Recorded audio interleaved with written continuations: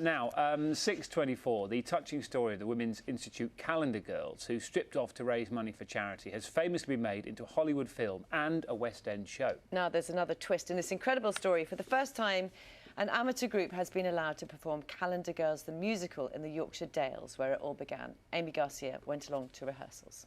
Talking about it, breaking down taboos. We're going to be talking about it, I think, 10 to 8, so thank you. It's Matt who's got the morning's weather for you. So, do the right thing. That is the plea from Labour, who are urging Conservative MPs to back a vote calling for the government to scrap its plans to cut universal credit.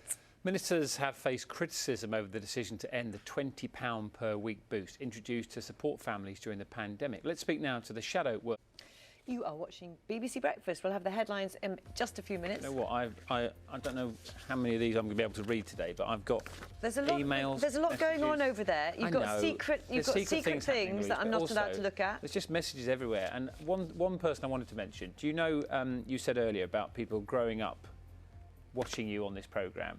Well, there's a brilliant example. Our floor manager today is Katie, who says that she remembers... She's 22. She's 22. She remembers her mum putting her and other members of her family down and watching BBC Breakfast, watching you on BBC Breakfast. And she got a permanent job on this programme just this month. And now she is your floor manager this morning, having watched you growing up. And now she's working with you, which is amazing. Which is just brilliant, because I sort of get the sense that I'm sort of passing on the baton. Yeah. And it couldn't be a more joyous thing to be able to do. So it's lovely, isn't it? Do you can do all these all morning if you like. Hello, everybody.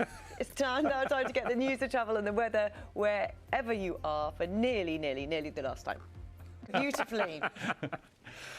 We've got lots to discuss this morning. Yeah. We'll be also speaking to the Health Secretary, Sajid Javid, who's going to be joining us live on this programme, and not too far away, about 25 minutes from now.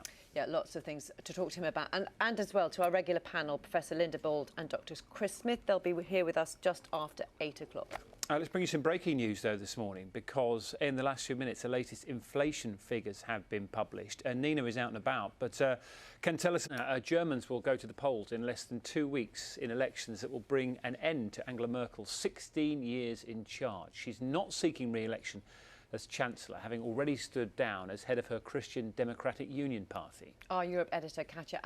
4 amateur astronauts are going to launch into space from Florida tonight on the first ever all-civilian space mission.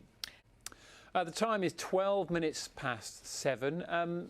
Matt is in this. Let's return to our top story for you now, and the news of that COVID booster vaccine rollout for the over 50s. Yeah, the Health Secretary Sajid Javid announced the plans to Parliament yesterday when he told MPs that about... Breakfast this morning.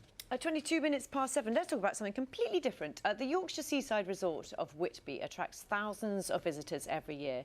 Now, after a recent discovery, some of its long-lost history can be revealed. Boxes of old photos and interviews have been stuck away in a back room of a museum for decades, but now they've been brought back to life in a 3-part documentary. Let's have a little look.